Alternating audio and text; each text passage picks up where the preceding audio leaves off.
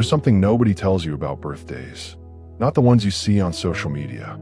Not the ones with balloons and cake and people singing around a table.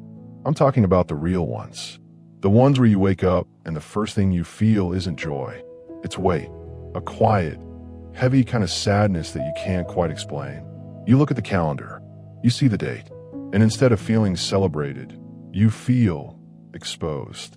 Like another year just passed, and something still isn't right. Something still isn't finished. Something still isn't enough. Maybe you felt it. Maybe you're feeling it right now. And here's what's strange. You're a believer. You love God. You pray. You read His Word.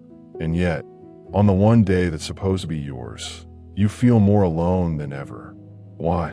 Why does a day that should feel like a gift feel more like a reminder of everything you haven't done, everything you haven't become, everyone who forgot, everyone who left? I want to ask you something, and I need you to really sit with it. What if the sadness you feel on your birthday isn't a sign that something is wrong with you, but a sign that something deeply true is waiting to be revealed to you? What if God has been trying to get your attention on this exact day, not to remind you of your failures, but to show you something about your existence that you've never fully understood? Stay with me, because by the end of this, the way you see your birthday and the way you see yourself will never be the same. Let's start with something radical. Your birth was not random. I know that sounds simple. Maybe you've heard it before, but I don't think you've ever truly felt the weight of what it means. Psalm 139 verses 13 to 16. Listen to this carefully. For you created my inmost being. You knit me together in my mother's womb. I praise you because I am fearfully and wonderfully made. My frame was not hidden from you when I was made in the secret place. Your eyes saw my unformed body. All the days ordained for me were written in your book before one of them came to be. Before one of them came to be. God didn't observe your life from a distance and take notes. He wrote it. He authored it. Before you took your first breath, before you had a name, before your mother knew your face, God had already seen every single day of your life and called it purposeful. That means the day you were born wasn't the beginning of an experiment. It was the fulfillment of a plan. Think about that. In a universe of billions of people across thousands of years of human history, God chose this moment, this specific intersection of time and place and circumstance, to release you into the world. Not someone like you. You. And here's what that means for your birthday. The anniversary of that day isn't just a cultural celebration. It's not about cake or presents or how many people remember to text you. It is the annual return of the day God said yes to your existence. And you've been treating it like a deadline, like a report card, like a measuring stick for everything you haven't yet achieved. But what if, just for a moment, you allowed yourself to see it differently? What if your birthday isn't a reminder of how far you have to go, but a monument to the fact that God still believes the world needs you here? You are not an accident who needs to justify your presence. You are an answer to a question only God fully understood, and He placed you here on purpose. But if that's true, why does it still feel so hard to celebrate? Here's the thing about lies. The most effective ones don't sound like lies at all. They sound like wisdom. They sound like humility. They sound like maturity. And the lie that poisons birthdays for so many believers sounds something like this. It's just another day. I don't need to make it about me. I shouldn't focus on myself. Sounds humble, right? It isn't. That kind of thinking, that constant self-erasure, that reflexive deflection of anything that honors your own life, isn't spiritual maturity. It's a wound dressed up as virtue. Because here's what the enemy knows that you might have forgotten. If he can convince you that your existence doesn't deserve to be celebrated, he doesn't have to work very hard to make you ineffective. You'll do it yourself, quietly, year after year. You'll wake up on your birthday and feel guilty for wanting to be seen. You'll minimize the day before anyone else can. You'll tell yourself that gratitude means never needing anything. And slowly, without even noticing, you'll start to believe that your life is something to be managed, not celebrated. Endured, not honored. But look at how God operates. He celebrates. He celebrates constantly, lavishly, intentionally. Luke 15, the prodigal son comes home. The Father doesn't sit him down for a correction session. He doesn't hand him a plan for repentance. He throws a party. Robes, rings, a fatted calf, music, dancing. And when the older brother objects, when he says, essentially, this doesn't seem appropriate, the Father's response is stunning. We had to celebrate and be glad. Had to. Not we chose to. Not we thought it was nice. We had to. Because in God's economy, restored life demands celebration. Recognized existence demands celebration. The return of what was lost, or the honoring of what was given, is not optional in the kingdom. It is an act of faith. To celebrate your birthday is not vanity. It is agreement with God that your life has value. It is an act of worship. If this is landing somewhere deep in you, if you've been carrying this weight longer than you realized, I want you to do something simple. Subscribe to this channel, not because of an algorithm, but because you found this today for a reason, and there's more waiting for you here. But now I need to tell you something even more important, because it's not just about you. I want you to think about someone in your life, someone who, without you, would have been completely alone at a moment that mattered. Maybe it was a conversation you had at 2 a.m. that you barely remember. Maybe it was a decision you talked someone out of. Maybe it was just your presence, your laugh, your steadiness, your way of making a room feel safer. You might not even know which moment I'm talking about.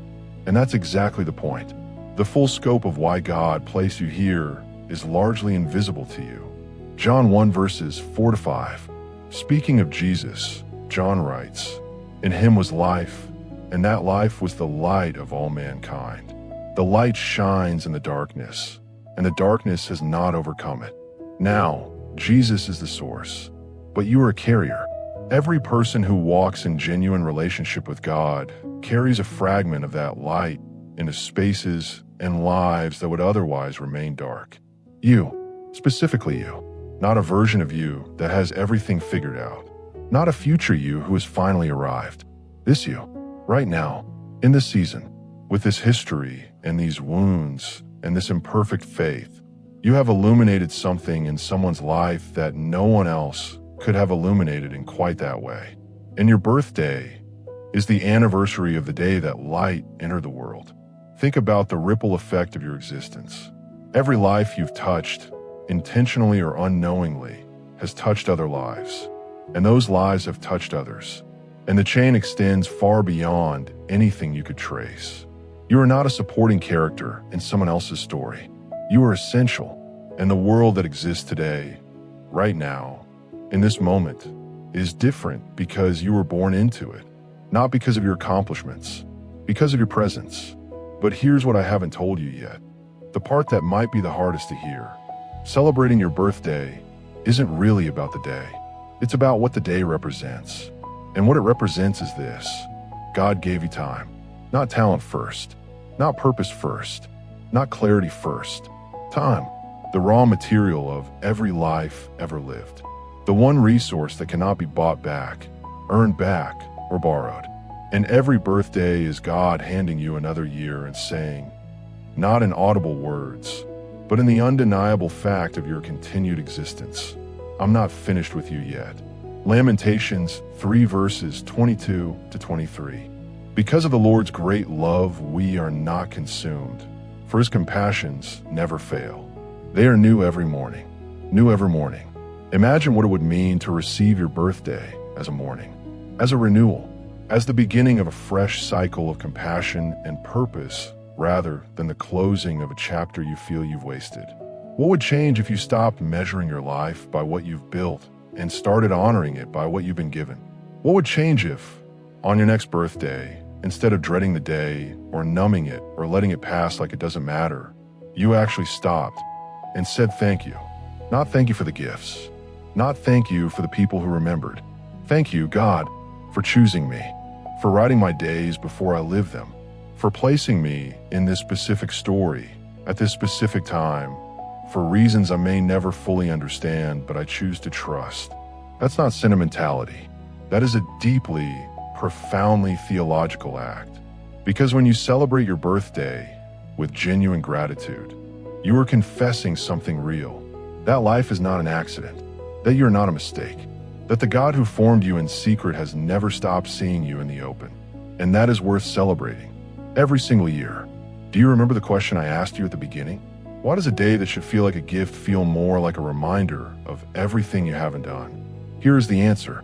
It feels that way because somewhere along the way, you started measuring your life by human standards, by productivity, by milestones, by the approval of people who are fighting their own quiet battles. And those standards will always leave you short. But God has never measured your life that way. He measured the moment He decided you were worth creating. And that measurement hasn't changed. You are not behind. You are not forgotten. You are not a disappointment to the one who designed you. You are exactly where a purposeful God, who writes stories with precision, has allowed you to be. Still breathing, still carrying light, still capable of impact that you cannot yet see. Your birthday is not a deadline. It is a declaration that God looked at this world, at this moment in history, and decided it needed you in it. So celebrate, not because everything is perfect, not because you've arrived, but because you are here. And being here, chosen, formed, placed, and sustained by a God who does nothing by accident, is reason enough. If this message found you today, on your birthday, close to it, or in a season where you've been questioning your worth, I want you to leave one word in the comments. Just one word that describes what you want this next year of your life to mean. One word. Drop it below. And if you know someone who needs to hear this, someone who's been carrying the weight of their own birthday, share this with them. That's not a small thing. That might be exactly what they needed today.